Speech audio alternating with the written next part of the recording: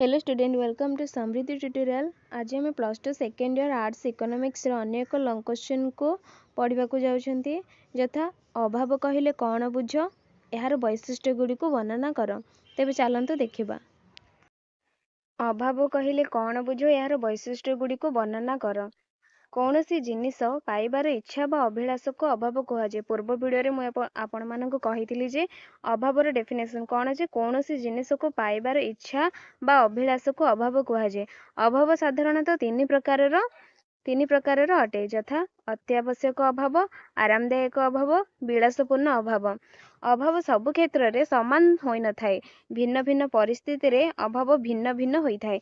एही कारणरू अभावर अनेक गुड़िए वैशिष्ट्य रही। एही वीडियो रे आमे अभावर 11टी वैशिष्ट्य उपरे वर्णना करिबा। प्रथमे देखिबा एक नंबर होची असीम अभाव। 2 केते गुड़िए अभाव पुनः पुनः जागृत होई थाए। 3 गुरुत्व अनुसार अभाव भिन्न हटे। 4 केते गुड़िए अभाव परस्पर परिपूरक। 5 निर्दिष्ट अभाव परितृप्तक्षम। 6 केते गुड़िए अभाव प्रतियोगी अटे। 7 केते गुड़िए अभाव परस्पर परिपूरक और प्रतियोगी। 8 केते गुड़िए अभाव अभ्यास परिगणित होता है। 9 केते गुड़िए अभाव विज्ञापन द्वारा सृष्टि होता है। 10 केते गुड़िए अभाव वैकल्पिक अटे। एंड लास्ट वन केते गुड़िए अभाव स्थान काल पात्र अनुसार बदली थाए। तो प्रथमे देखिबा असीम अभाव। अभावर वैशिष्ट्य गुड़िक मध्य अति गुरुत्वपूर्ण वैशिष्ट्य होउछि अभाव असीम। वास्तव में मनुष्यर मुख्य समस्या होउछि अभाव को पूरण करिबा एवं मनुष्य कदाचित तार अभाव को सर्वदा पूरण करिपारिबो नाही। तेणु अभाव असीम अटे। सेकेंड देखिबा केतेक अभाव पुनः पुनः जागृत होता है। जो अभाव गुड़िक बारंबार जागृत होता है सेटा भी केतेक अभाव पुनः पुनः जागृत होता है। तो अनेक गुड़िए अभाव रही जहाँकि पूरण कलापर से जागृत होता है। आमर नीतिदिनिया कार्यगुड़िक एथिर अंतर्भुक्त अटे यथा खाइबा पीबा शोइबा इत्यादि अभाव पुनः पुनः जागृत होता है। 3 नंबर देखा एक निर्दिष्ट अभाव परितृप्त क्षम। केवल गोटे निर्दिष्ट अभाव को ही आमे पूरण करिपारिबा।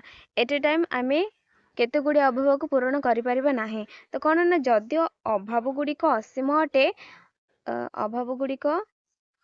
अटे तथापि समस्त अभाव को पूरण करिबा संभव नुहे। कारण आम पाखरे थिबा संबल समस्त अभाव को पूरण करने पई सक्षम होई न थाए। एही कारणरू आम पाखरे थिबा सीमित संबल को व्यवहार करी केते गुड़ी अभाव पूरण करा जाई पारे। जेपरि कि अत्यावश्यक अभाव खाद्य वस्त्र बासगृह या बाद जाइकिर आमे आरामदायक अभाव एवं विलासपूर्ण अभाव गुड़ी को मूव करबा। तेणु एट ए टाइम आमे केवल आमर बेसिक नीड्स को ही पूरण करि परिबा। तापर देखिबा 4 नंबर गुरुत्व अनुसार अभावर श्रेणी विभाग। गुरुत्व अनुसार अभाव को 3 प्रकार भाग करा जायछि। अत्यावश्यक अभाव, आरामदायक अभाव एवं विलासपूर्ण अभाव। अत्यावश्यक अभाव रे आमर बेसिक नीड्स माने अछि जोटा कि खाद्य वस्त्र बासगृह एवं आरामदायक अभाव रे बेसिक नीड्स को पूरण करिला परे आमे आरामदायक अभाव को जीवा तापरे विलासपूर्ण अभाव को पूरण करबा। 5 नंबर देखिबा केते गुड़िए अभाव परस्पर परिपूरक अर्थात कौनसी एक अभाव को पूरण करला परे कौनसी एक अभाव को पूरण करिबा पई अन्य एक अभावर सृष्टि होबा। जेपरि कि एठी मो गोटे उदाहरण नेछि। जेपरि कि गाड़ी चलेबा पई कौन दरकार पेट्रोल एवं डीजेल आवश्यकता रही। सेहीपरि गोटे कप चा बनेबा पई चा पत्र, चीनी, पानी इत्यादि अभाव रही। तेणु गोटे अभाव पूरण करने पई अन्य एक अभावर सृष्टि हेबा को परिपूरक अभाव कुहा जाए। 5 नंबर देखिले बे 6 होचे केते गुड़ी अभाव प्रतियोगी। केते गुड़ी अभाव प्रतियोगी अर्थात गोटे अभाव कार्य जदि अन्य गोटे अभाव पूरण करा जाय पारे तेबे ताको प्रतियोगी अभाव कुहा जाय। जो कार्य को ଅନେକ ମନୁଷ୍ୟ ଦ୍ୱାରା କରାଯାଉଥିବ ସେହି କାର୍ଯ୍ୟକୁ ଆମେ ଯଦି ଗୋଟେ ଯନ୍ତ୍ରପାତି ଦ୍ୱାରା କରିବା ତାହେଲେ ସିଏ କ'ଣ ମନୁଷ୍ୟର ପ୍ରତିଯୋଗୀ ଯନ୍ତ୍ରପାତି ଅଟେ। ତ ଗୋଟିଏ ଅଭାବକୁ ପୂରଣ କରିବାକୁ ଯାଇ ଅନ୍ୟ ଏକ ଅଭାବର ସୃଷ୍ଟି ହେବାକୁ ପରିପୂରକ କୁହାଯାଏ ଏବଂ ଗୋଟିଏ ଅଭାବର କାର୍ଯ୍ୟ ଯଦି ଅନ୍ୟ ଏକ ଅଭାବ ପୂରଣ କରିଥାଏ ତାହେଲେ ତାକୁ ପ୍ରତିଯୋଗୀ କୁହାଯାଏ। ବୁଝିପାରିଲେ? ଏବେ ଚାଲନ୍ତୁ ଅନ୍ୟ ଏକ ବୈଶିଷ୍ଟ୍ୟ ଦେଖିବା। କେତେ ଗୁଡ଼ିଏ ଅଭାବ ଉଭୟ ପରିପୂରକ ଏବଂ ପ୍ରତିଯୋଗୀ। କେତେ ଗୁଡ଼ିଏ ଅଭାବ ଉଭୟ ପରିପୂରକ ଓ ପ୍ରତିଯୋଗୀ ଅଟେ। ତ କେତେ ଗୁଡ଼ିଏ ଅଭାବ ଉଭୟ ପରିପୂରକ ଏବଂ ପ୍ରତିଯୋଗୀ ଅଟନ୍ତି, ଯେପରିକି ଯନ୍ତ୍ରପାତି ଚଳାଇବା ପାଇଁ ମନୁଷ୍ୟର ଆବଶ୍ୟକତା ରହିଛି ଏବଂ ବିନା ମନୁଷ୍ୟରେ ଯନ୍ତ୍ରପାତି ଚଳାଯାଇ ପାରିବ ନାହିଁ।